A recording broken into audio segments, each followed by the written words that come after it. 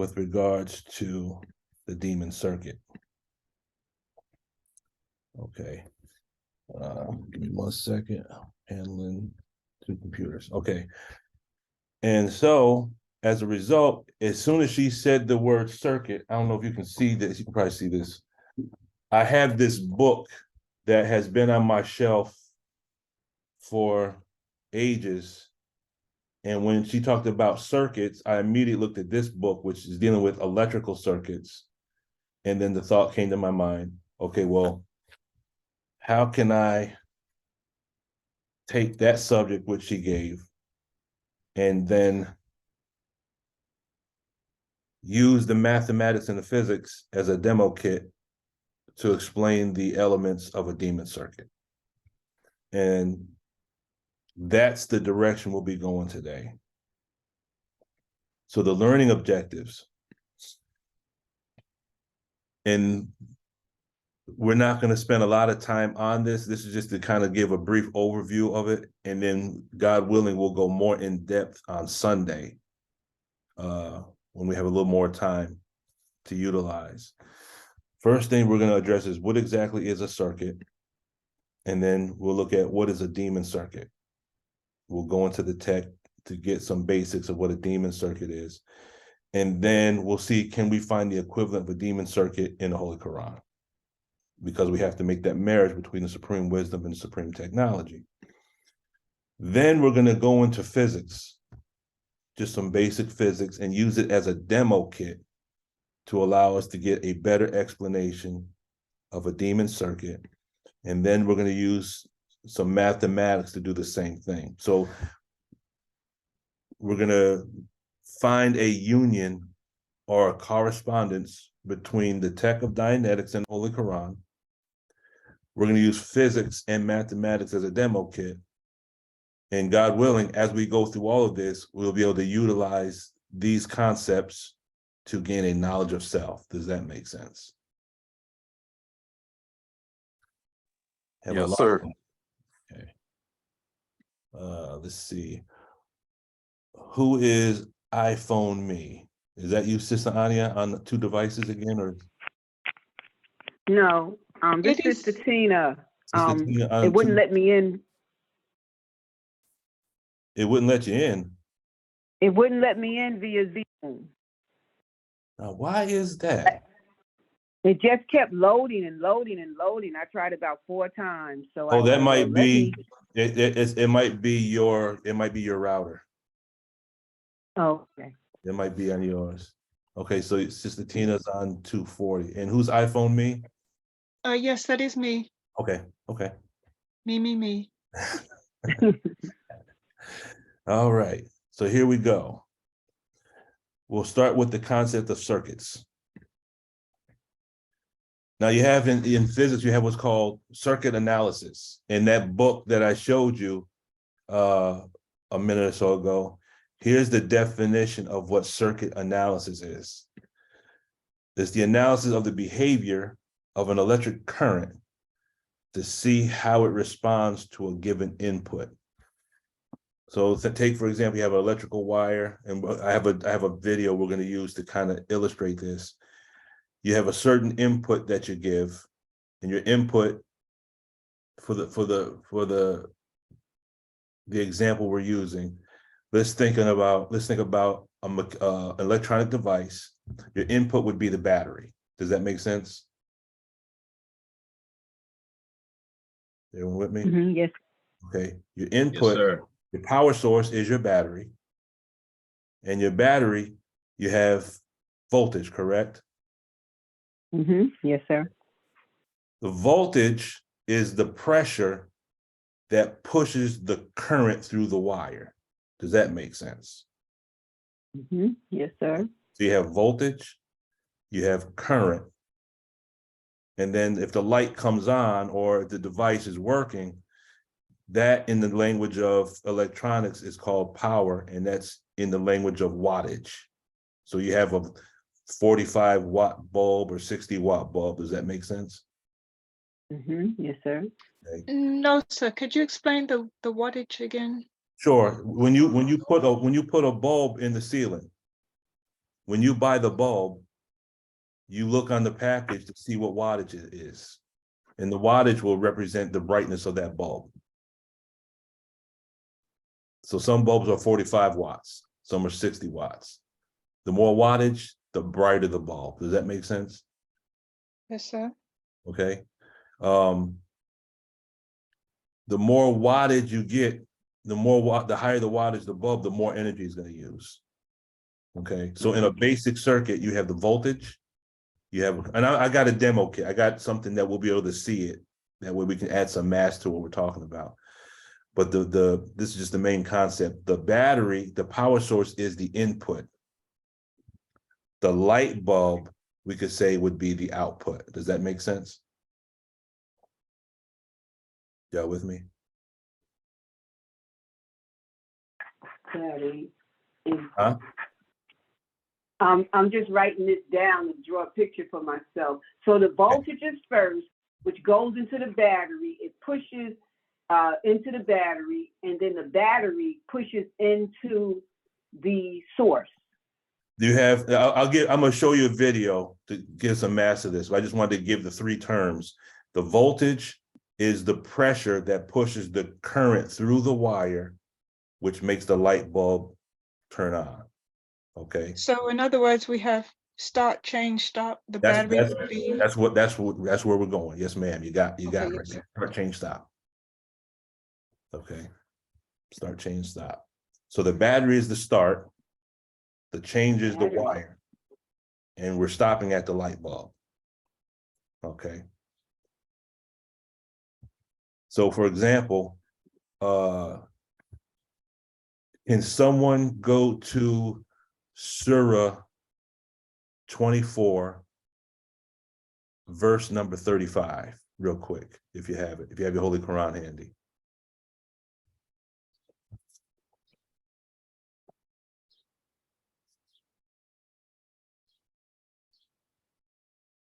Does anyone have it? Okay, what is it again? Surah 24, verse number 35. I have it, sir. Okay, go ahead, Sister Denise. 35. Allah is the light of the heavens and the earth. Mhm. The likeness of his light is as a pillar on which is a lamp. The lamp is in a glass. The glass is, as it were, a brightly shining star, lit from a blessed olive tree. Neither eastern nor western, the oil whereof gives light. Though fire touches touch it not. Light upon light. Allah guides to his light whom he pleases. And Okay, so now let's look at that. Let's look at that for just a quick minute to kind of lay a foundation for what we're going to do. If this light, now the word light is al-nur, okay? So we look at this light as a force and power that exists within us, okay? Then for that light to turn on in us, there has to be a flow and there has to be a source. Does that make sense? Yes, sir. Okay. And when you look at though fire touch it not, how can we look at that and have it correspond to Dianetics? What would the fire be that doesn't touch it, which allows the light to come on? Aberration. Yes. So fire touch it not. Okay. Does that make sense? Yes, sir. Okay. So that could we use that ayat to explain that our light will become brighter as we remove the aberrations? Oh, yes, sir. Okay. What would it be in us that would power that light source to make our light brighter? It would be the word. The word. But it's not just the word. What do we have to do with respect to the word? Have to make it live. We have to internalize it. We have to internalize. We have to study. So when you look at that voltage pushes the current the same way that the minister says that desire feeds the will, correct? Yes, sir. So we have to have the will to study, and our will to study is fueled by our desire to study. And that desire and that study, the tech that allows us to remove the fire so the fire touch it not, will do what? It'll allow our light to become manifest. Could we say that? Yes, sir. Okay. And could we say that the blessed olive tree is the source? Yes, we could. So who would be the blessed olive tree? Master Fard Muhammad, the Most Honorable Elijah Muhammad, and the Honorable Master Louis Farrakhan. We could say because that light is lit by a blessed olive tree. You could say that as well. Yes, ma'am, most definitely. Okay. So in circuit analysis, we're explaining the relationship between the input, the circuit, and the output. Okay, that's the start, change, stop. So now if we look at it from a Dianetic standpoint, because we're dealing with demon circuits, the input, we would say, would be the verbal command that's a part of the engram, correct? Yes, sir. Okay. The wire, we could say, represents the individual. And the output would represent the aberrated behavior. Can you see the correspondence between the physics and the way we can apply it to self? So input, circuit, output. So with in regard to input, circuit, output, how does that go again? The input would be the verbal command that's placed in a person during a state of pain or unconsciousness, remember? So part of the engram, unconsciousness and pain, but you have to have a verbal command. Does that make sense? Yes, sir. Okay, that's a part of the engram. The verbal command, which is also called the demon circuit. Now, in our language, we can call that the needle in the brain, correct? Okay. So we have the verbal command, that's the input. The individual represents the wire or the circuit. The output represents our behavior. So the command is like the battery, okay? The battery that fuels our aberration. Does that make sense? Yes, sir. Okay. Have I lost anyone? Or are we all flowing with this? Yes, sir, but I have a question. Sure. Are we done with this verse out of the Quran, or are you going to come back to it later on? Oh, I got some specific ayats we're gonna deal with. Do you have something you wanted to address right now while we got are you going to go deeper into this particular verse later on, or have you done mentioning this one? Oh, that just popped off the top of my head. I have specific ayats we're going to deal with, but if you want to go deeper into that one, then that's fine. Well, okay, so then I have a question about the pillar and the lamp and the glass and the brightly shining star and the blessed olive tree. As being I guess the blessed olive tree being Master Fard Muhammad, but I was trying to see why it breaks it down into the star, the glass, and the lamp, and the pillar. I haven't cleared that ayat. What's that? I haven't actually cleared that ayat yet with regards to the tech. It was just something that came up as we were talking, but I'm quite sure there's something. But do you see something in that? Well, I see that like if you get to the very source, and then from that source, just like you have the sun, moon, and stars, and each the moon reflecting the light of the sun, Mhm. and then you have the light of the stars. Mhm. And so you have Master Fard Muhammad, you have the Most Honorable Elijah Muhammad, and the Honorable Minister Farrakhan. So I was just trying to see the analogy of the three Mhm. and how they would fit into the description that's given here. Okay. Um, So you've given me another assignment. Okay, yes, sir. You give me another assignment because I'll be more than happy to try to see if I can crack that open with Allah's help, and then that'll be the grounds for a future Dianetics Zoom class. Okay, yes, sir. Definitely. So now, what is a circuit? This definition actually comes from the Dianetic Technical Dictionary. It says electricity, the complete path of an electric current, including usually the generating device, also by extension, any portion of such a path. When the path is complete, so that the electricity is free to flow, the circuit is a closed or made circuit, and any components should be on the path. I thought I had corrected that, but on the path could be said to be in circuit. If the path is interrupted at any point, it is called an open or broken circuit, and any components on the path could be said to be out of circuit.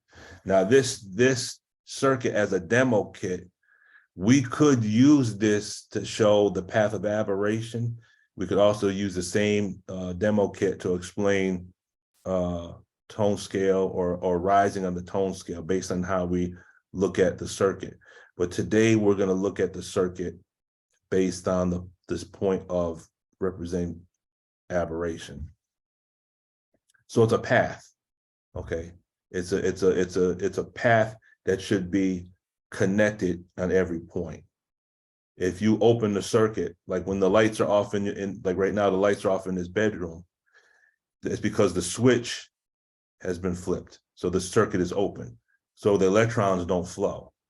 If I flip the switch, I'm completing the circuit and I'm allowing the electrons to flow, and that's what makes the lights turn on. Does that make sense? Okay, that's just the basic circuit.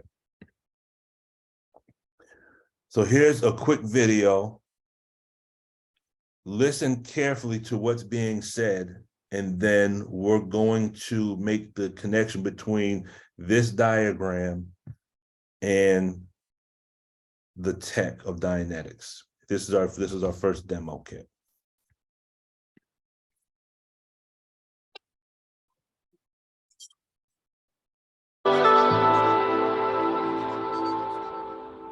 Let's begin by looking at how a simple circuit allows a light bulb to light. A circuit is a route through which electrical current can flow. In our example, electrons flow from the negative side of a D-cell battery to a conducting material on the base of the bulb.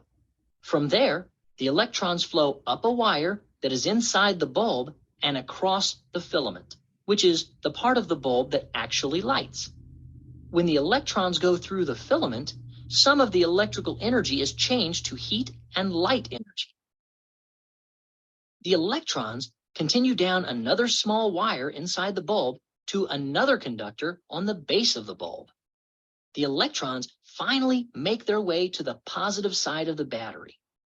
There would not be a complete circuit if the electrons did not travel to the positive side of the battery, and the bulb would not light. When there is an unbroken path on which electrons flow, as in this example, it is called a complete circuit. The unbroken path that the electrons follow is called a closed circuit, because electricity will only flow on an unbroken path. The light bulb will not light unless there is a closed circuit. Now look closely at the light bulb, and you'll notice that there is an insulator between the conductor that leads up to the filament and the conductor that leads away from the filament. Remember that the atoms of conductors easily accept and pass on electrons. The atoms of insulators do not. As we discussed in the first section of the lesson, electrons will not easily pass through insulating material that surrounds a wire.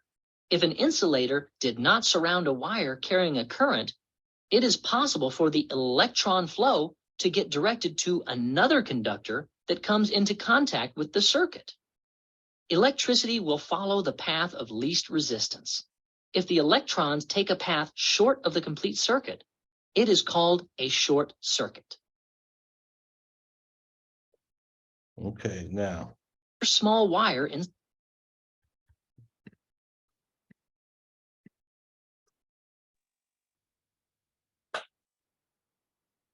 Okay, does anyone have any questions on that before we should make the comparison?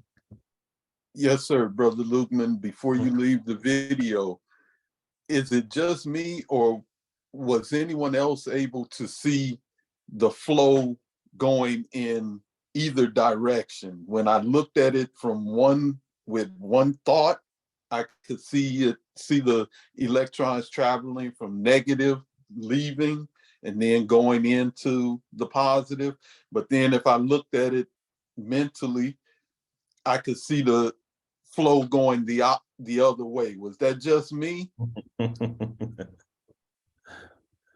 It's funny that you say that. When you deal with electrical circuits, there's two types of flow. You have, and you've heard this before, you have AC, which is alternating current, and you have what's called DC, which is direct current, correct? Yes, sir. Okay, in DC, you have the current flowing in one direction. If you have what's called alternating current, the flow shifts back and forth. Okay. I just think based on how this was designed, it's almost like an optical illusion. It's possible that you've seen that. Okay, so that's an interesting concept, because if you have flow going in two different directions, alternating back and forth, how could that compare to aberration in Dianetics? Could that be a double-minded man? Yes, sir. We shift back and forth. Mm-hmm. Okay. L. Ron Hubbard calls that the maybe. And the maybe is what gets us hung up on the track. Have you ever walked through the house, you're about to do something, then you like undecided, do I want to do this or do I want to do this? As soon as you hit the maybe, what happens to your forward motion? It goes somewhere else. No, but I mean your physical body. If you've ever noticed when you get hung up on what to do, what does your body normally do? Stop. You stop where you are. Okay. That's the maybe. That's a whole nother thing that he teaches on, that the maybe. I don't want to do that just yet. So now, just based on our discussion, what could the battery be? Now this is a demo kit that represents you as an individual or us as an individual. Now we're dealing with demon circuits. So this battery, now this is just my opinion, and all of us can contribute as you see it. But I saw the light bulb as myself. The battery represents the individual that's somewhere on my time track. And all those electrons you see flowing, those are all the verbal commands that are in the circuit. Can you see that example? In other words, the source of my aberration on my time track is an individual that is fueling the engram. They are the battery of the engram. And the electrons that are coming along this pathway are all those demon circuits, those verbal commands that are stuck in my head that originate in that individual back on the time track. Does that make sense? Yes, sir. Okay. So that's the battery, and the commands, the verbal commands, is the input going into the circuit, you. So the person on my time track is the person. Those electrons that are coming from the battery to the light bulb, the battery is the past, the light bulb is the present. And those electrons are the verbal commands that are coming from that person in my past to my mind in the present that's turning on my aberration. So one little blue dot is saying you're no good, and the next Yes. one is saying, or you'll never amount to nothing. Yes, ma'am. Can we see that as a demo kit? Mhm. Does Yes. everyone follow that? Does Yes, sir. anyone see anything different? How can you apply this demo kit to yourself? Because if it's a closed circuit, then it's not going to change, and the amount of brightness that like you could say we all have an aura. It's going to, because of these negative commands, if these are negative commands, then your brightness is going to be kind of dull.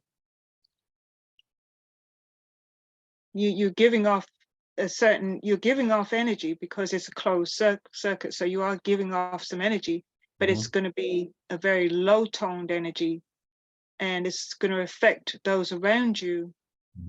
We will affect others around us in a negative way. They'll pick up from us a negative vibration, and then probably would move away from us, and we'll be wondering why. Remember when they said that if a certain part of the wire is not insulated, those electrons can flow off and cause a short circuit? Yes, sir. Mhm.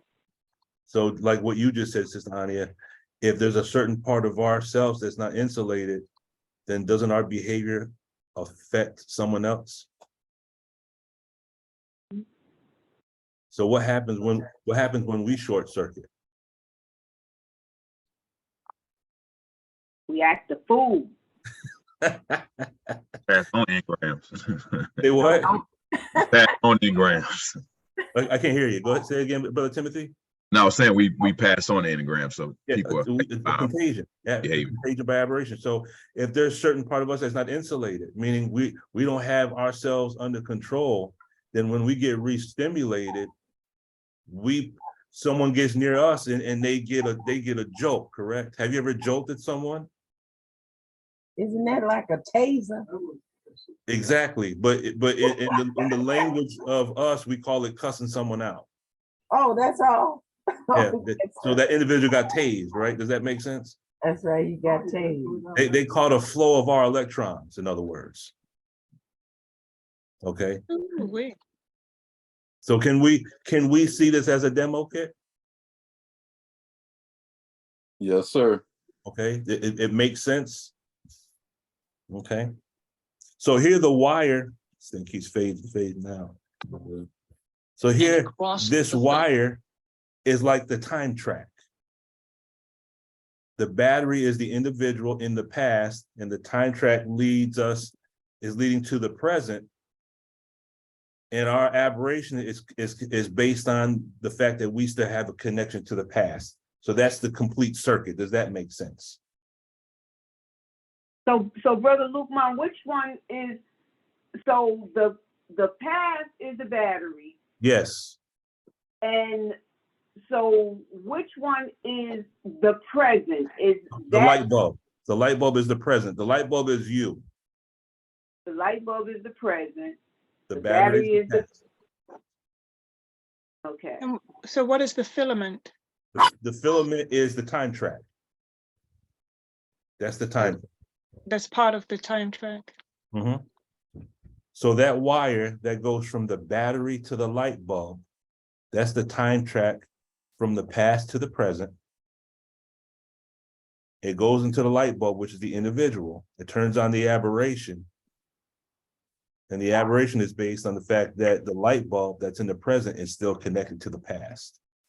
Okay, wait a minute. So maybe I'm getting the parts wrong. So where's the filament? The filament is this wire you see right here. Mm-hmm. That's the wire. The actual filament is what is a part of the light bulb. That's what Right, makes that's what I thought. Yeah, okay, so the that's. filament is actually inside the light bulb. Mm-hmm. Okay. But it's still part of the time track? It's still part of the time track though, because it's still part of this wire. Okay. So basically what we're doing is, oh, go ahead, Sister Tina. So the time track is what's in between the past and the present. Yes, ma'am. Yes, ma'am. And so that is the same as the circuit. That's the complete circuit. That's the whole circuit. That's the pathway. The flow. So we say, guide us on the straight path. And this is the path of those who've gone astray, nor the path of those who the wrath has gone down. That represents the aberrated path, you could say. Computer. And that's the same as the voltage. Say again? Is that the same as the voltage? The voltage, that's a good question. The voltage is the pressure that is behind the command. Okay, the pressure behind the command. In the language of Dianetics, we would call that a compulsion or an obsession. Does that make sense? Okay. Have you ever decided I'm going to eat one meal a day, and then you go shopping or you drive somewhere, and all of a sudden you just have this overwhelming compulsion to snack on something? Or if that's not your compulsion, there's something else that we wrestle with that is like a compulsion, something we actually have to wrestle with our own mind, either to do or not to do. Does that make sense? So that's like the driver. Yes. In the Quran, the witness or the driver. Yes, that's the driver. That's the sayakun. That's the genetic entity. That's the pressure that is influenced behind the verbal command that's in our mind. That's a great observation. That's the drive. Lukman. Yes, sir. So that filament too that's in the bulb, and it's being turned on by this current, these wires. Mm-hmm. Could that be the reactive mind as well? That's what we're talking about. This is aberration. This is what's turning on the aberration. Right. Okay. So that light bulb represents the person, but the light coming on, we're using this to show this is the aberration that's being turned on. So this is the reactive mind. Mm-hmm. the reactive mind is empowered. Right. Yes, sir. Okay. Got it. So you can see how you can look at this from many, many different angles, correct? Yes, Yes, sir. This also made me going back to Surah 24, verse 35, of the pillar and the lamp, the glass and the shining star and the blessed olive tree. Okay. So just bear with me as I may not have it right, but this is just what I'm seeing now. Okay, you've got the pillar. Okay, the lightness of his light is as a pillar on which is a lamp. So the pillar then is just, it would be the base holding up the lamp. Okay. But in this, okay, so I'm going to leave the pillar, push that to the side a moment. But the blessed olive tree, okay, would be, if this all was positive now, we're not talking about aberration. I follow you, Sister Nadia. I follow you. So the blessed olive tree is the battery. Yes. The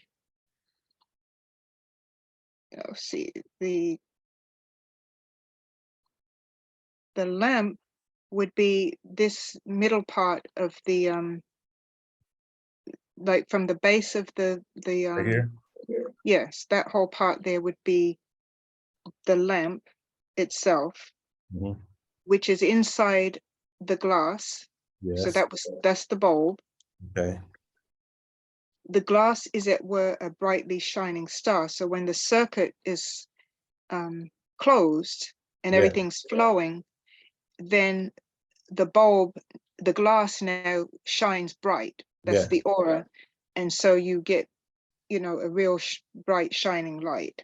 Yes. So it becomes the brightly shining star.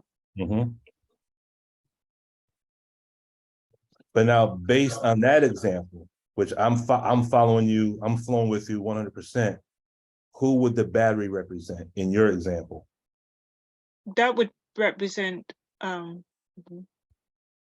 okay, if we're looking at ourselves, then again, as was mentioned before, that's the word studying the correct, the ultimate truth that we get from ultimately from Allah, Master Okay. Fard Muhammad. Okay. Mhm. So remember, we said earlier that we could use this one example to explain being high toned or the analytical mind, but we can use the same example to show the aberrated mind. So you just gave the other example. The battery represents the source of our teachings.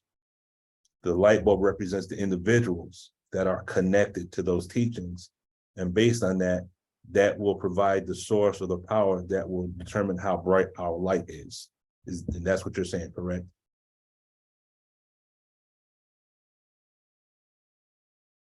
So bubbles, that would be, you know, 5 prayers a day, and then another one would be fasting, another one would be charity, you know, like the 5 principles and all of those type of commands. So we could say on one level that battery could represent how to eat to live. Yes, sir. That battery could represent self-improvement study program. That battery could represent our Savior has arrived.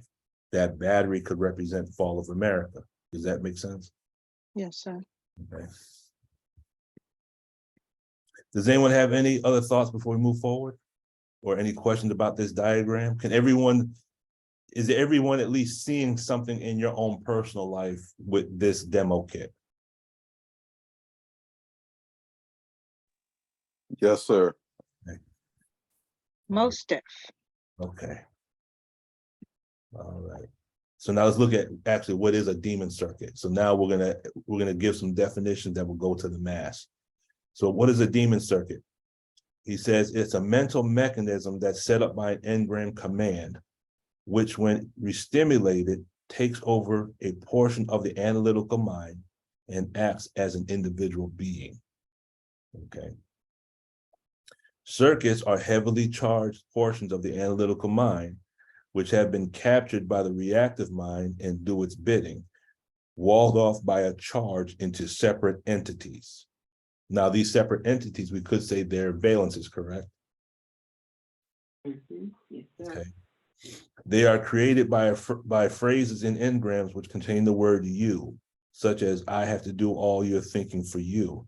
I'm going to tell you what to do and you've got to do it. These circuits talk to the pre-clear, vocalize his thoughts for him, occlude things from him, or do other automatic functions.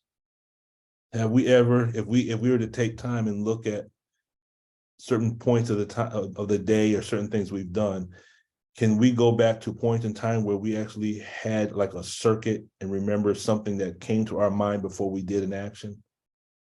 It could have been a thought. Yes, no?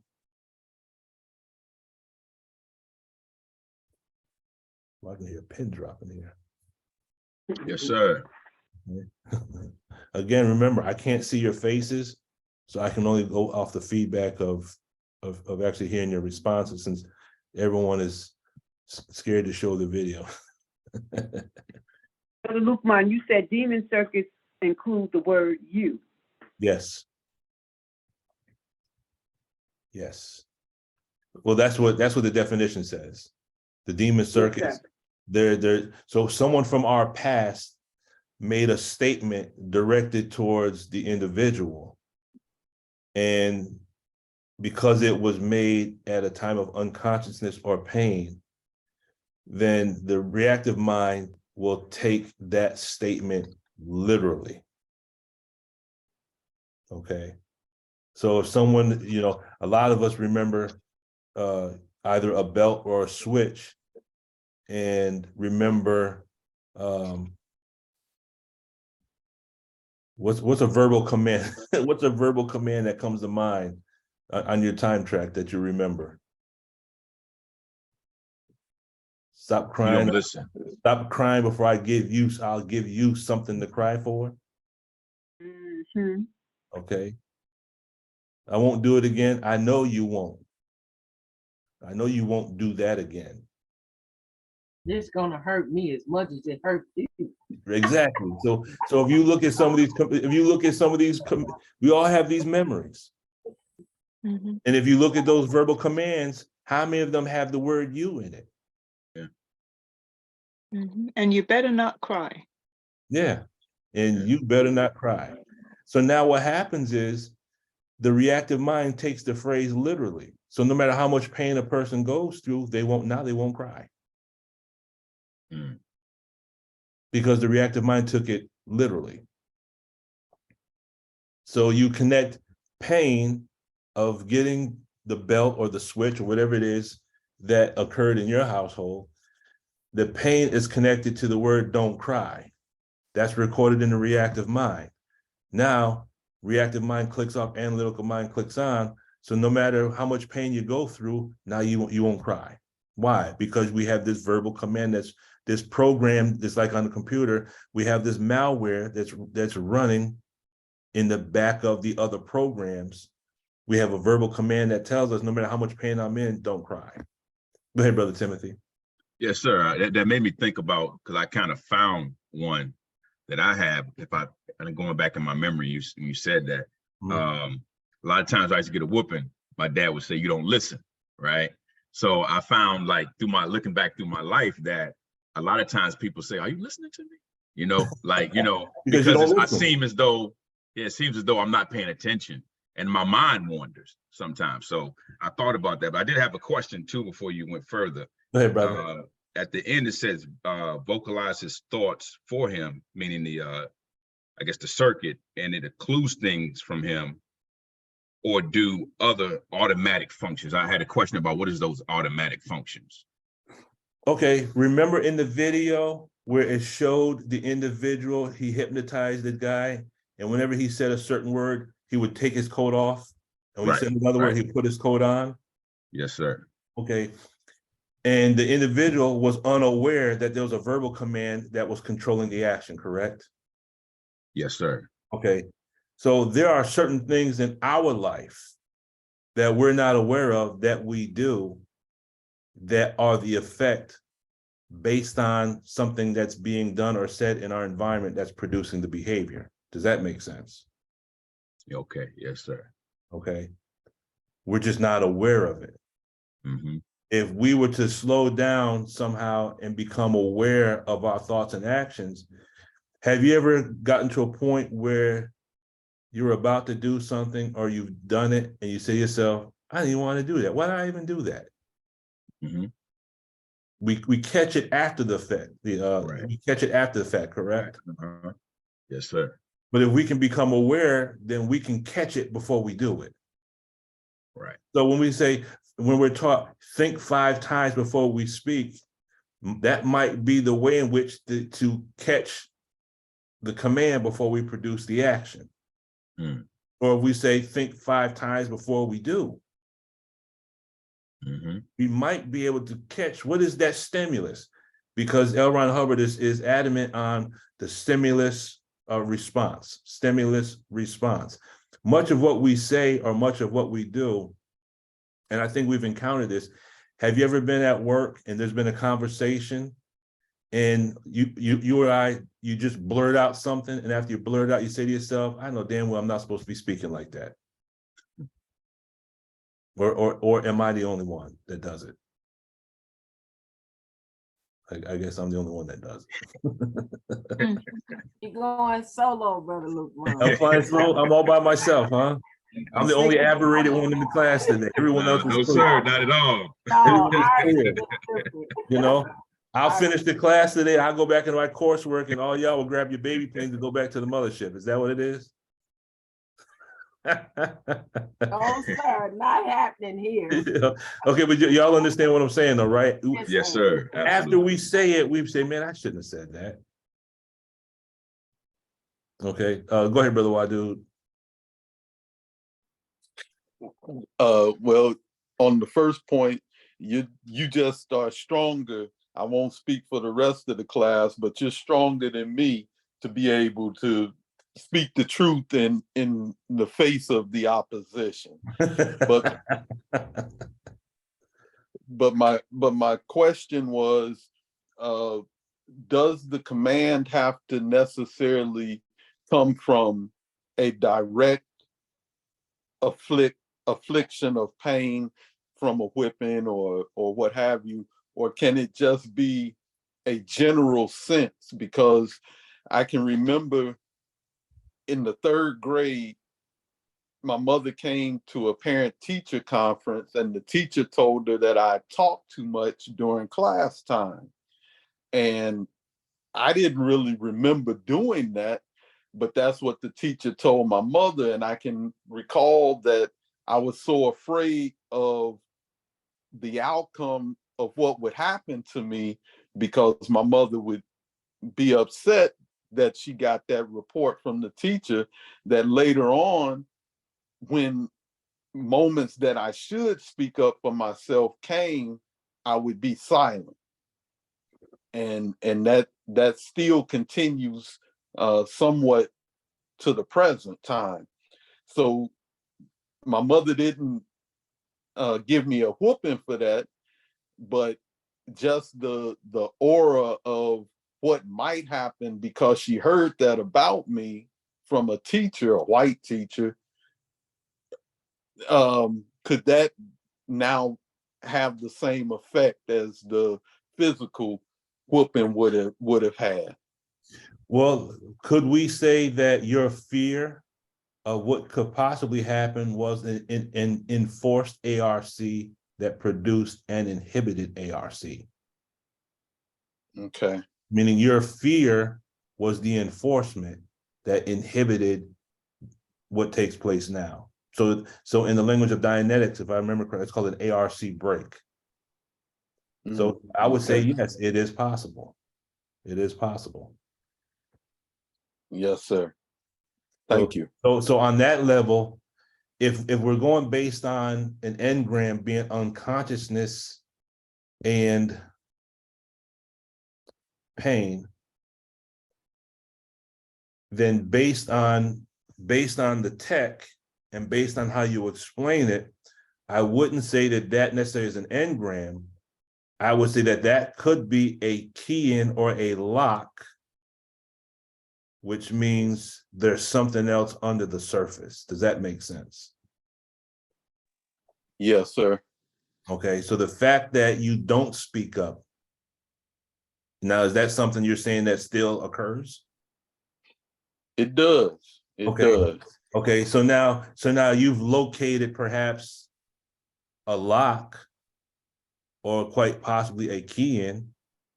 When was the last time you ever thought about that particular incident? Or is that the first time you thought about that in a long, long time? Well, my mother, she revisits different memories, and so she'll from time to time bring up things from the past. And I don't remember the last time that she brought it up, but that is something that I've heard repeated over I would say the last year to year and a half. Okay. Not every single time, but from time to time that story does come back up. Okay. So here's 2 ways to look at this now. We could say A, that would represent a possible key-in or a lock, which implies that there's an underlying engram. Or B, keep in mind that L. Ron Hubbard also talks about something called dub-in, meaning there are certain things that we probably got from our parents, and those memories that they have may not entirely be factual as they occur. Does that make sense? In other words, a dub-in is something of a recollection that might not be entirely factual. That's just how a person might remember something. Does that make sense? So that would be, in medical terms, they call it confabulation, where people make up things. Yes, that's Okay. called, that's a dub in Dianetics. That's dubbing. I haven't heard that term, but based on, so if you could explain that term for us, because I've never even heard confabulation. Confabulation is a state where usually patients that are having some type of mental disarray or disorder, dementia, or something that's impacting the way that they think and process information, they will just make up things to fill in the gaps of what's missing. So if they're trying to remember a certain event, but they can't because of the disorder of dementia, then they'll confabulate or make up something to fill in that missing memory. Okay, that's perfect, because if you look at the definition, for dubbing, okay, where you at? Dubbing. It says to imagine, but it also says any knowingly created mental picture that appears to have been a record of the physical universe, but is in fact only an altered copy of the time track.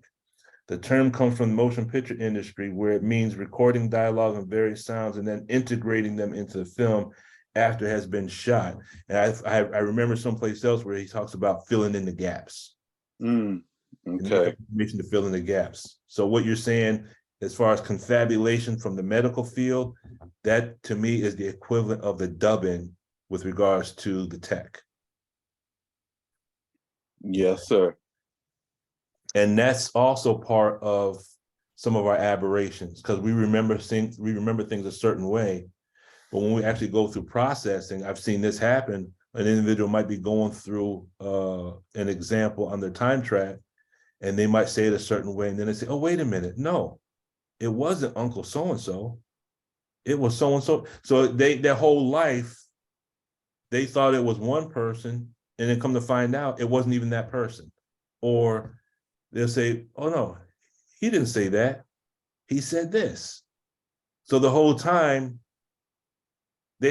have you ever made up something in your mind and then realized, and then based on that belief, maybe it was towards an individual, we might have had certain feelings towards that individual, but then when we found out that that wasn't in fact correct, realized that all this time we had been wrong?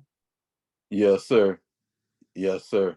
Okay, so our aberration was based on false information. That's the held down 7. Okay, so confabulation, dubbing, to me, it's the same. It's different words explaining the same phenomenon. Yes, sir. Yes, sir. And just to be clear, I don't think my mom is confabulating the instant of the 3rd grade. I think it was the 3rd grade teacher just saying something negative about me, but then me being only in the 3rd grade, just internalizing what this teacher told my mother that would then have a negative impact on me if my mother would have responded in some harsh way based on that report that the teacher told her. Off the top of my head, brother, based on definition, I would call that more of a lock than an engram. Okay. That was a lock. But that would imply that there's something else under the surface. And that you would have to get through. You'd have to actually have the Dianetic processing to find, okay, what is this lock? What is the foundation of this lock? Because locks don't exist unless they're connected to engrams. So there might be a do not talk engram somewhere is what I'm looking at. Yes, sir. Yes, sir. Thank you for that, brother. I actually learned a lot from that. Sister Anya. So before I make my comment, just to address the conversation that just took place. So that ARC break that takes place with the unconsciousness and pain of the incident, not only what is said to you, but the way that you take what is said or what's done when you experience that moment of pain and unconsciousness, let's just say it was embarrassment. You know,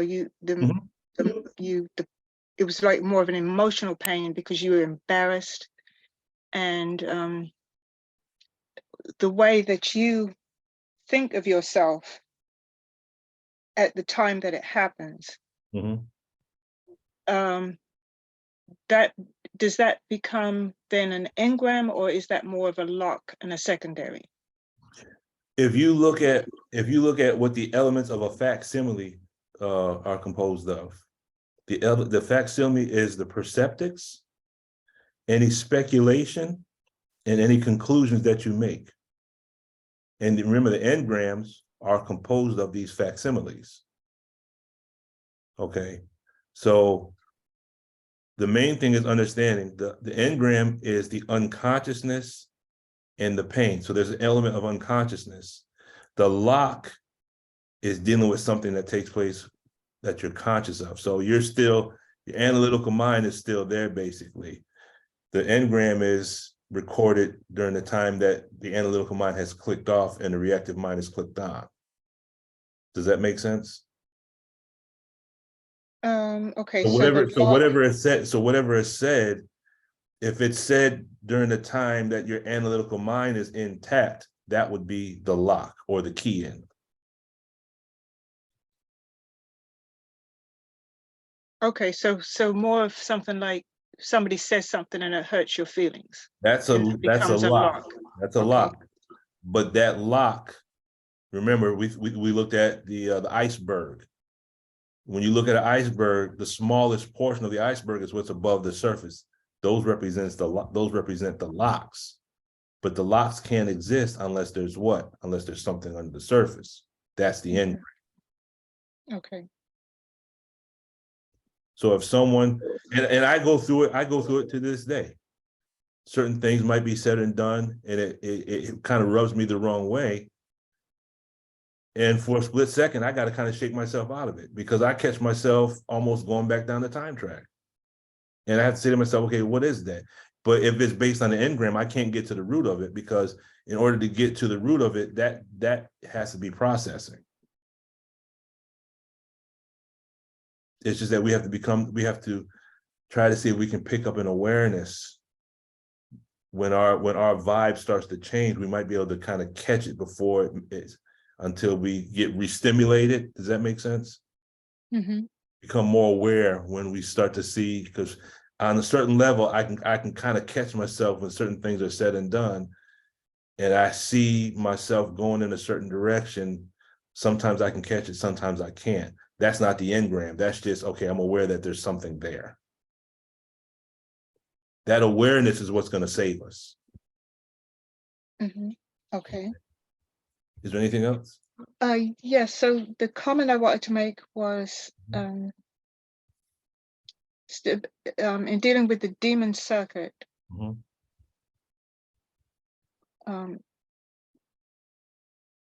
then we talked about being on the same frequency with Allah, and we also talked about the alternating current, which produces what's the Dianetic term? He talks about double-minded. The double-minded man is from the Bible. Right, the double-minded individual. Okay, so that brought to mind the fact that multiple personalities and schizophrenia, and that from your definition here of what is a demon circuit, and it says when re-stimulated, these commands take over a portion of the analytical mind and acts as an individual being. So it's almost like that other personality. It becomes a personality. It's like, did you ever see a movie Split? No. There's a movie at the end. I'll see if I can bring up a clip at the end. It's a good movie to watch because if you watch the movie, And it's right in line with what you're talking about right now. It's dealing with individuals with split personalities. In the language of Dianetics, we could say that those are different valences. Mm-hmm. And the valences Right. are just the different people on the time track. Right. And then that's in the second definition there, it also talks about the charge there, heavily charged portions of the analytical mind that end up becoming separate entities again. So that's, you see that with multiple personalities and schizophrenia, and that, the conversation sometimes that we have with ourselves of you set out to do something and then the other side of you says no, you shouldn't be doing that. That self-accusing spirit is talking, and the other side of you, there is now the battle ensues of who's going to take control of your mind and either have you do the thing that you know is wrong, or prevent you from doing the thing that is wrong. Who's gonna settle on the best part? Right. And but it brought to mind in our prayer, say He Allah is one-mindedness. Mm-hmm. And it also brought to mind something from one of my yoga books it always sticks with me, and it's giving a definition of what is yoga. And I'll just read this paragraph to you. It says, many centuries ago, in that area of the world now known as India, this is the book. We know it goes back before then, but it says, men of great intellectual and spiritual stature perceived in a very direct way that human beings are disjointed. That is, the body, emotions, mind, and spirit pull in their own directions, as each in turn demands the fulfillment of its own needs and desires. This causes a continual separation and prevents the individual from functioning as an integrated whole, wherein his full potential is realized. To make possible an integration of the body, mind, and spirit, to unify the diverse aspects of the organism and end the split, these wise men of ancient times evolved and perfected over the centuries a system of self-development known as yoga, a Sanskrit word meaning union or joining together. Mm-hmm.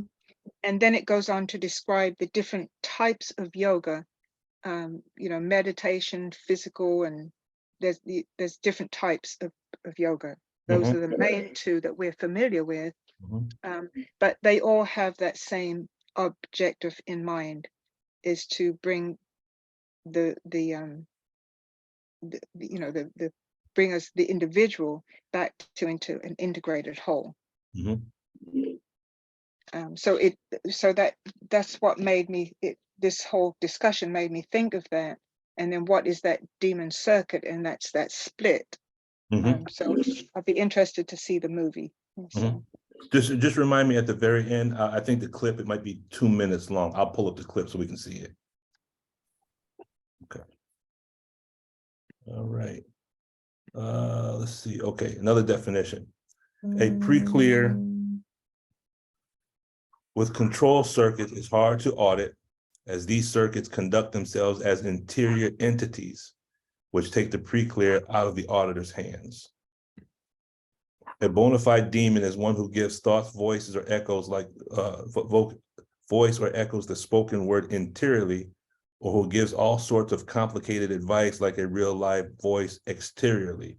Now, in Dianetics, there's one part where he says some people had as many as 4 demons. Our lessons say that you're supposed to bring and present 4 devils at one time, correct?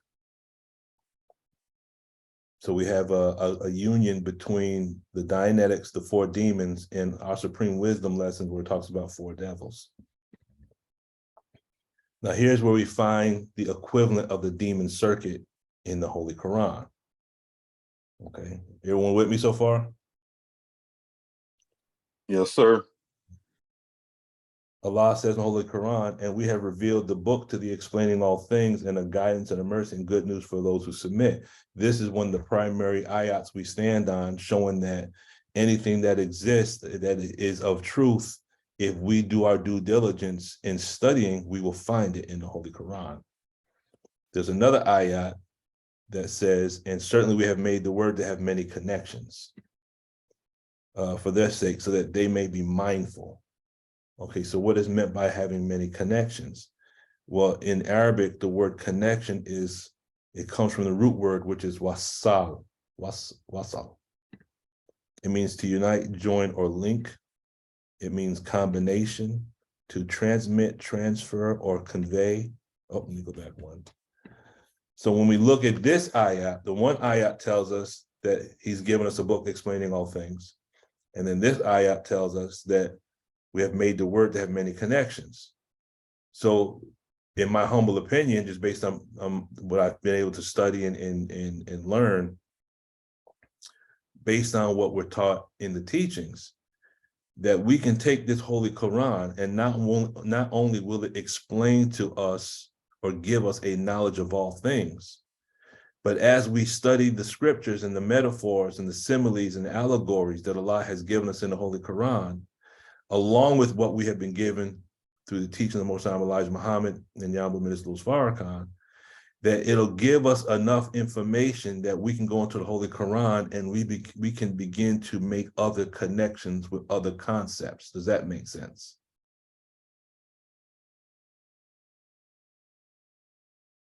Yeah, with me? Yes, sir. Sir. Okay. Yes, sir. So we can study, so a mathematician can go into the Holy Quran and see mathematics.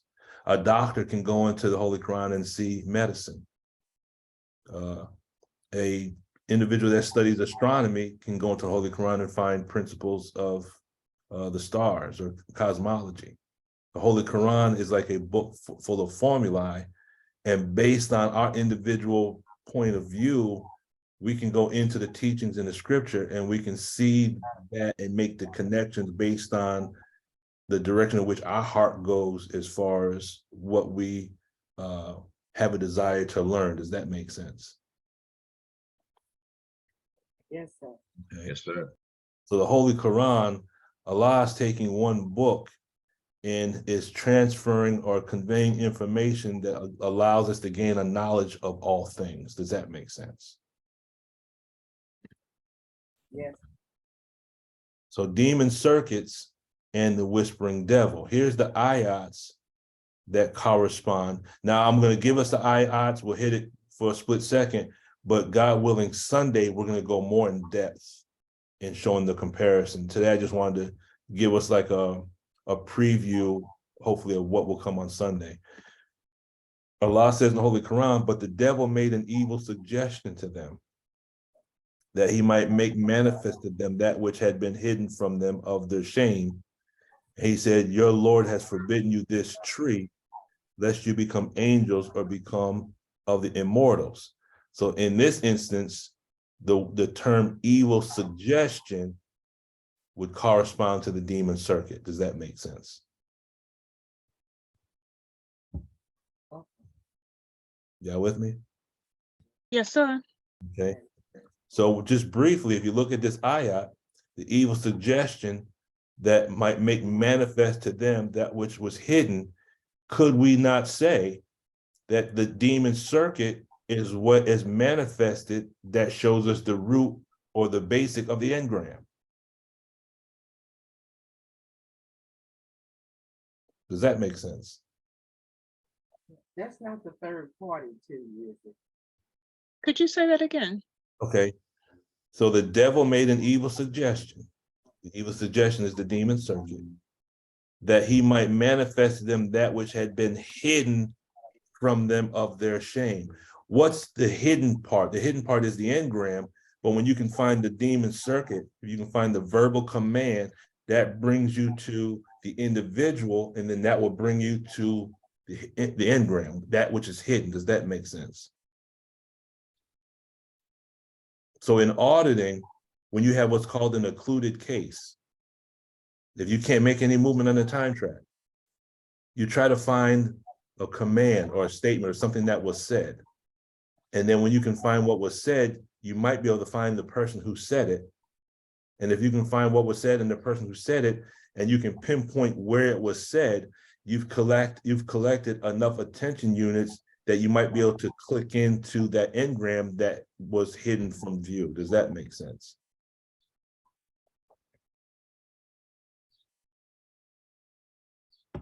Okay. Right. Are there? Yes, sir. I was thinking about the third party. I'm sorry. No. Third party is fine because third party is what keeps the trouble going. Third party is significant. We could look at that. That does play a part. It definitely does play a part. But specifically to auditing, and if you're dealing with an included case, if you have that auditing booklet that gives you the step-by-step process, when you deal with the included case, you have to, when the pre-clear just can't bring up any data, then the goal is you have to try to find at least one piece of data. Try to find one stable data. And if you can find one piece of data, okay, well, part of the manual says you tell the pre-clear to listen. What do you hear? And they might hear just one single word. And then based on that one word, you might be able to find out, well, who said it or who is saying it, because we want to do it in present time. Who is saying that? Okay, now, where are they standing when they say it? So you're trying to get more and more perceptics, and the more perceptics you can get based on the auditing manual, you might be able to click into the actual engram. So that will correspond to this ayat where it says, the devil made an evil suggestion to him that he might manifest to them that which had been hidden. That's the job of the auditor. We want to find that evil suggestion and we want to manifest the suggestion. The devil here would represent the individual who implanted the verbal command. Could we say that? Y'all with me? Yes, sir. Okay, because what has happened is this devil has been allowed to settle on the best part. So the devil represents the individual from the past that made the evil suggestion, and the auditor finds the evil suggestion in order to manifest that which is hidden. Does that make sense? Yes, sir. Okay, so that's a cycle of action when you're auditing an included case. Okay. The next ayat says, but the devil made an evil suggestion to him. He said, "O Adam, shall I lead thee to the tree of immortality in a kingdom which decays not?" So here we have the word evil suggestion again. Okay. And certainly we created man and we know what his mind suggests to him. So we have go ahead. Brother Lukman, Mhm. just before we go into that, okay, so I guess what I'm wrestling with in that 720 verse Mhm. is the fact that is the devil is making the evil suggestion in order that he might manifest to them that which has been hidden. So the devil here is trying to the devil is trying to manifest what is hidden. I'm just looking at the wording, Okay. the way it's wording in the Quran itself. Okay. Because I mean, I get the part where the devil is making the evil suggestion. Okay. If we take that to the word shame, okay. I guess what I was doing is I was taking it up to the point before the shame. The devil manifests what's hidden of us, and it comes out in that which is shameful. In other words, the compulsions that we suffer from cause us to do things that will bring guilt or shame, correct? Yes. Okay. Okay, I get it now. I get it. I Okay, didn't take it as far to the word shame. I was just looking at it from the perspective of the auditor is able to reveal what's manifested. But when you look at it from that perspective, the things that we do that we might feel guilt or shame, those behaviors are the effect of something that is hidden from us, and that could be seen as a compulsion that is the result of an evil suggestion that's produced by the devil that's in us. Does that make sense? Yeah. So we Okay, could, my mind has got to process that one. yeah, so we could look at it from both directions. Our behavior, remember, input, behavior, input, circuit, and then output. What we do, our behavior is the output. Well, I can see it in the sense that if you look at the part of the sentence, which had been hidden from them of their shame. So Allah, if we follow Allah's commands, that shields us from shameful actions. Yes.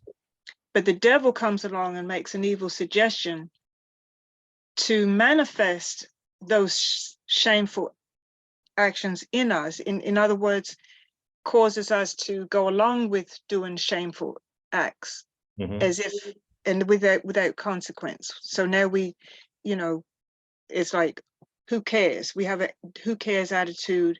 I'm just going to do me, and we're going to go ahead along with those behaviors anyway. But now, who is actually saying that when it happens? Is that us or is that a valence? Okay, so that's what, okay, so he connects, the devil makes an evil suggestion that connects to some valence that's already in there, hiding. We could say that. And he manifests it. In other words, whatever we do that's not in line with the teachings, even though we desire to be righteous, our actions that are other than that is based on something that's hidden within ourselves. Does that flow properly? Yeah, that yeah, I can get it that way, yes. Okay. But we could also look at it from the perspective of the auditor, can trace the behavior back to what's hidden. So the auditor, the evil suggestion is going in this direction. Okay, that's the input is the circuit that produces a behavior. It's hidden, but it produces a behavior that's manifested. And if you go in reverse, the auditor is looking at what's manifested to connect it to what's hidden, to connect it to the circuit that brings us to the source of the aberration. Can we look at it from that perspective? Because that's what the auditor is doing. The auditor is doing the work in reverse. Yeah, that's taking me back to the little video that you showed about what is electricity. Yeah. When you put that little paper clip there to show that the electrons were being directed somewhere else. So I'm looking at it as the paper clip now being the input from the auditor. Okay. That instead of you continuously going round and round in that negative circuit, he's able to now uncover some of the wire so that some of those electrons can now be directed to help you go elsewhere on the time track to find other engrams that it. Okay. Yeah, that's a whole nother subject. Because now you're talking about, in the language of medicine, brother Wadu, now you're talking about mental bypass, mental bypass. Because you're trying to get around, because a bypass surgery is what, brother doctor, you want to get around an occlusion so that you can still get the flow of blood? Yes, sir. So what Sister Ani just came up with is a mental bypass procedure. Yes, sir. And then last but not least, Surah 114, from the evil, the whispering of the slinking devil, who whispers into the hearts of men from among the jinn and the men. Now the common thread with all those ayats is all all those ayats, evil suggestion and the word whispering are all the same word in Arabic. And the word in Arabic is waswasa, which means to speak under one's breath. Okay. It also means to instill evil. Now, instill evil in the language of Dianetics is implant. In the language of our teachings is the needle in the brain and also grafting. All those terms are synonymous. We're taking evil and we're putting something into something else. It means to tempt someone with wicked suggestions to awaken doubts in someone's mind. Well, that's what the circuit does. That's what the demon circuit does. It's a temptation. Okay. It's Romans chapter 7, where I have two minds warring inside of me. You know, the one side of me wants to do one thing, and then the body, or in Dianetics, the genetic entity says something totally different. And now we have to listen to either the self-accusing spirit giving us instruction, our physical body, genetic entity giving us instruction, and then we have to be the one on the throne that makes the proper decision. Does that make sense? Okay. Which angel on our shoulder are we going to listen to, in other words? Does that make sense? Yes, when you say to awaken doubts, that definitely connects to the verse in Surah 7:20, Mm-hmm. about about the evil suggestions that manifest Mm-hmm. to awaken the doubts in us. Yes, Mhm. most definitely. Waswasa also means anxiety. So you already know you're low on the tone scale. Delusions, melancholy. So how do we know when we're low on the tone scale? If we are aware of our mind state at that moment in time, we can catch ourselves before we slip down tone. Does that make sense?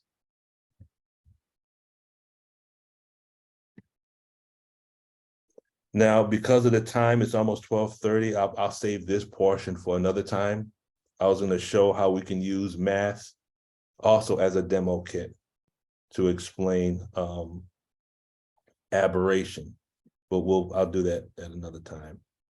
I didn't realize it's 12:15 already. Time just seems it goes by so fast. But let me just pull up this video real quick.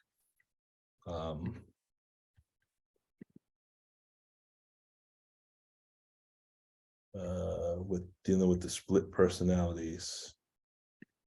Is a switch? What was the name of that movie? What was that movie? Did you say Split was the name Split. of the movie? Thank you. Split. Okay. Hi, everyone. Mark Barden here at Sandy Hook Promise. Okay, let me get past these. On December 14th, 2012. Okay. So here is the movie, which is actually a pretty interesting movie. And it's really good to explain what Sister Anya brought up as far as split personality.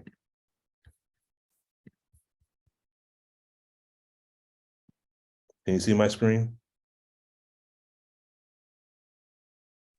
Yes, sir. Okay, you see the person sitting at the back of the car, the trunk open? Or do you see PowerPoint? The trunk We open, see the yes, sir. video. We see it. Okay.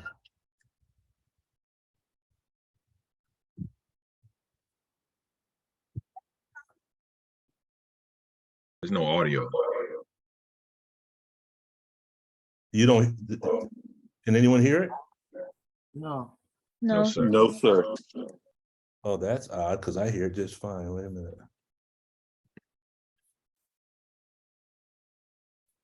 Why are you not hearing it?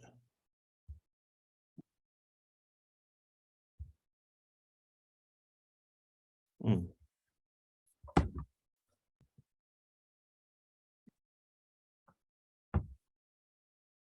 Okay, can you still see my screen?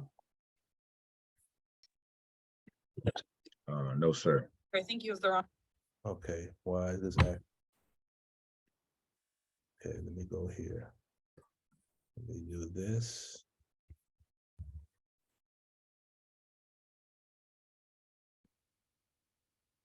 Turn that off.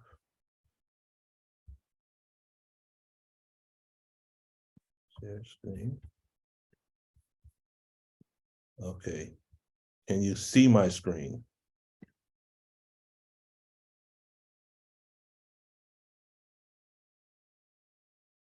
Yes, no?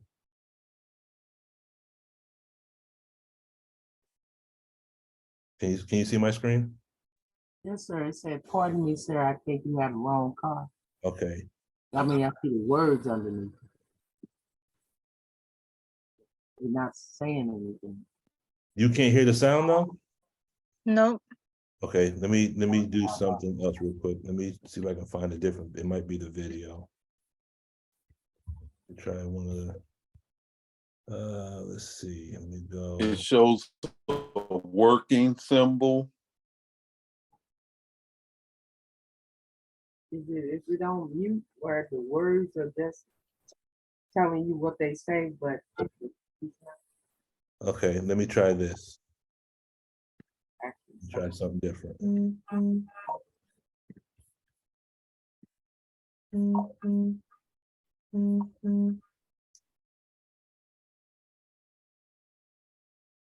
Okay.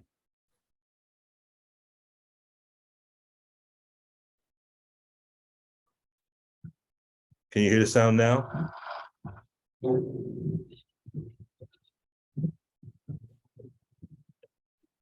Pardon me, sir, I think you have the wrong car.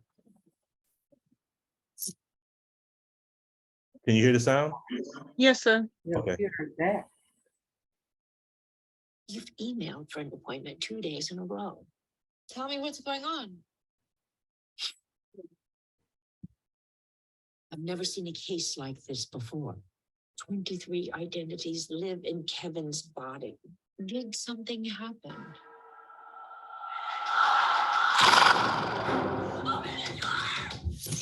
There's a flower on the pillows, a flower in the bathroom, like we're important. Who is that? Maybe she can help us. Don't worry.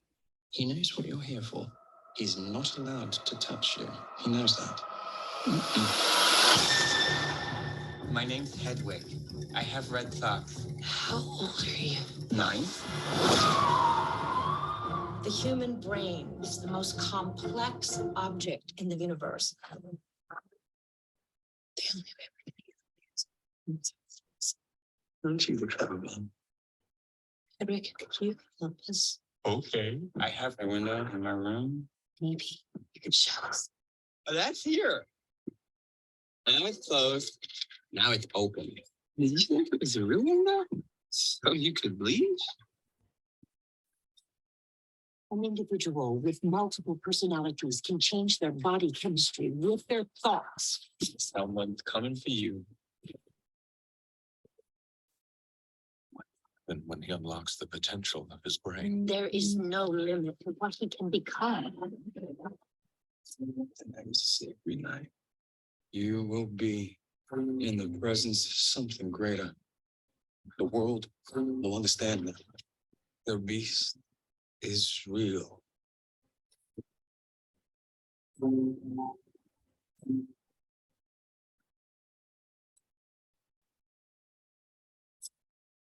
He's done awful things to people, and he'll do awful things to you.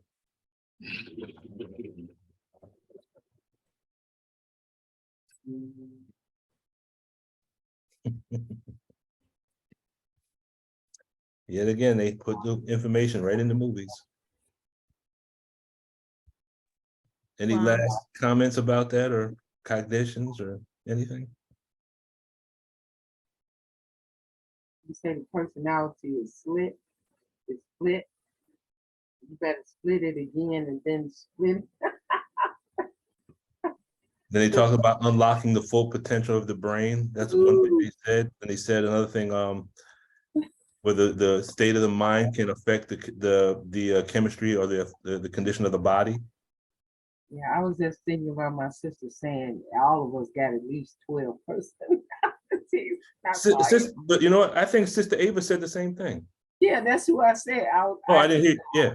Yeah, Mhm. my sister. I was her words came to me that we all talking about you got split personality. We got about 12 of them, she said.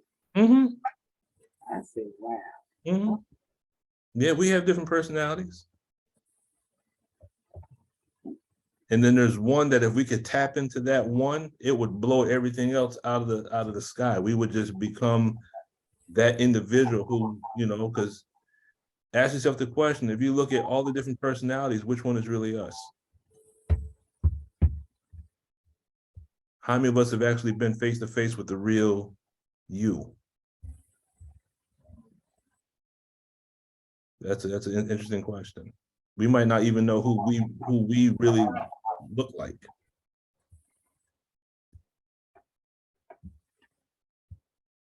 Okay, any final thoughts, questions, concerns, corrections, cognitions, or postulates before we close out?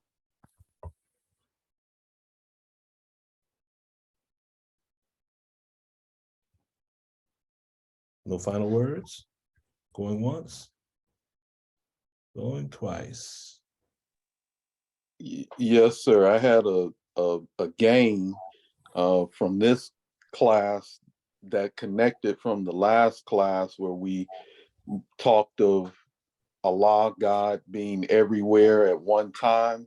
Mm-hmm. And the verse that you quoted from the Holy Qur'an, in that it speaks to all at one time through that one book. And it made me think about the Honorable Minister Louis Farrakhan can speak to a mass number of us, but each of us feels like he is speaking to us individually. And Mm-hmm. so I saw that or connected that to God being everywhere at one time. Mm-hmm. Mm. Yes, sir. Definitely. Definitely. Thank you for that. Anyone else?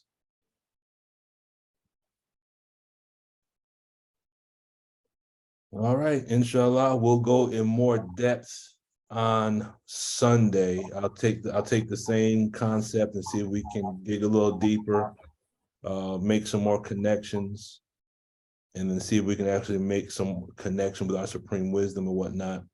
Between now and then, if anyone has any questions, any ideas, any observations, please feel free to send me an email, you know, drop me an email or a letter.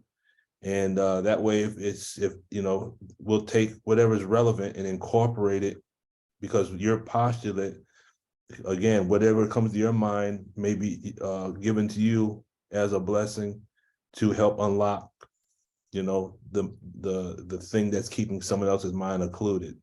So by all means, if you have an idea, please send it and I'll incorporate it in the next Zoom session. Go ahead, Brother Timothy. Yeah, I just may not be on this call, but I did want to get your feedback on the video. I mean, the audios that I had sent you. Oh, from brother. That, oh, brother. The one video, the one that's this little small snippet, it was the smaller of the three, I think. Yes, sir. Where he talked about, and I'm paraphrasing it, he talked about how there's going to be a new Buddhism, a new Islam, a new Baha'i, and when it gets to that certain point, all those titles will be gone, and it'll be one. Mm-hmm. Oh, brother, that was profound. Yes, sir. Profound. So thank you for that information, brother. Because now I've listened to it, but now I have to go back and study it so that I can internalize it and make it a part of my repertoire, if you could say. Yes, sir.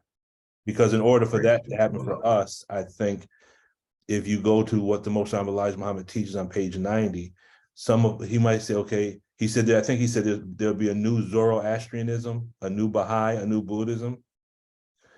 Well, before page 90 of, well, if you go page 90 of Message to the Black Man. Okay, yes, sir. And if you look at I want to say the third paragraph, or it might be the second paragraph. You have it handy? Don't. Does anyone have the Message to the Black Man handy? Yes, sir, I do. In one moment. Okay. You know, for us, in order for there to be a new Zoroastrianism, a new Baha'i, a new Buddhism, then that might be part of an assignment that we could pick up as to really understanding the concept of Buddhism, understanding the concept of Zoroastrianism. Because when you look at Buddhism and the Eightfold Path, that's Islam. So Islam is that aspect of Buddhism is Islam, and Islam is Buddhism. You know, when you look at the concept of Zoroastrianism, a lot of that is that's Dianetics, that's Islam. There's a lot of similarities, a lot of parallels. When you look at the Baha'i faith, you'll see a lot of parallels between what we've learned and the religion of Baha'i, which was founded by an individual by the name of Baha'u'llah. You know, me personally, being blessed to work as a chaplain for the state of corrections, I've always studied religion, even as a child, going back to as a teenager. I've always been infatuated by different religions and different ideologies. So this is something I've been doing my whole life. But I think as followers of the Honorable Minister Louis Farrakhan, you know, we should be well versed so that if I come across someone who's a Buddhist, not only can I show a healthy respect for their faith and dialogue with them through their faith, that builds up what's called ARC between a Muslim and a Buddhist. And the more faith traditions I think that we study and we have an understanding of, that'll help us to build up ARC between different ideologies and faith traditions. Does that make sense? Yes, sir. Okay. But you got it, Brother Wadud? Yes, sir. You said page 90? Page 90, look at the second paragraph. Tell me what the second paragraph says. So the initial second paragraph, because there's a continuation from the previous page. Okay, then read the third paragraph. Okay. If you desire to preach or teach that a certain religion is true or right, you should know all religions and their scriptures. Right there, boom. That's the foundation of almost everything I do. Is I study religions and their scriptures, and I look for the parallels or the correspondence or equivalence. And then I've done the same thing with Dianetics. And as I see Dianetics, I see Islam. I see Islam, I see Dianetics. I see Dianetics, I see Buddhism. I see Buddhism, I see Baha'i. I just strive to find all the truths that are present and then get past the language. And then when you get past the language, you realize that all these faith traditions are saying the same thing. They're just using different symbolism. It's no different than studying trigonometry, studying calculus, and studying algebra. You're studying three different levels of mathematics, but it's all the same language. It's all dealing with the same mathematical truths, just expounded in a different way. Does that make sense? Yes, sir. Okay. So there's only one truth that exists in the universe, and that one truth is manifested in a multitude of ways. It's just like there's only one number that exists, and that's the number one. Every other number is made of combinations of one. So we say, Kul hu Allahu ahad, say he Allah is one. There's only one God, one truth. But how many numbers are there? There's an infinite number of ways to produce numbers, but they're all rooted in the number one. Does that make sense? Yes, sir. Okay. And again, that's just my opinion, but that's how I look at religion and the principles that are contained in religion. They're all connected. You just got to get past the symbolism and the language. So, but other than that, dear family, thank you for your time and your patience and your attention. As soon as this gets logged, as soon as this completes the download, this will be on the YouTube channel, and I'll send it out so that the believers that missed today's meeting because of the error in my emails, that they perhaps will be able to get a chance to watch it as well. If you watch it, please leave comments, please leave suggestions. I just want to do what I can to improve on this, make it more appealing, and to really connect with more believers or more individuals to show and just do my part in showing that the minister is right and exact in the instructions he gave us with regards to studying the tech. So that's just my personal mission. But other than that, dear family, again, thank you. And let us go ahead and close out in prayer. Thank you, sir, Oh, coming in from work and still giving of yourself and your time for us and the class. So thank you. I live for this, brother. Now I can get off camera and go pass out. Attention prayer. Seek refuge in Allah from the accursed Satan. In the name of Allah, the beneficent, the merciful, all praise is due to Allah, Lord of the worlds, the beneficent, the most merciful. Master of the day of judgment in which we now live, the alone that we serve, thine aid do we seek. Please, Allah, guide us on the straight path, the path upon whom thou hast bestowed favors. Not the path upon whom thy wrath is brought down, nor those who go astray if they've heard thy teaching. Ameen. Assalamu alaikum, family. Wa alaikum salam. Everyone's so quiet today. Walaikum salam, sir. Inshallah, I will see you on Tuesday. Brother Lukman, Yes, ma'am. are we still recording or was that off? I can turn it if you want me to.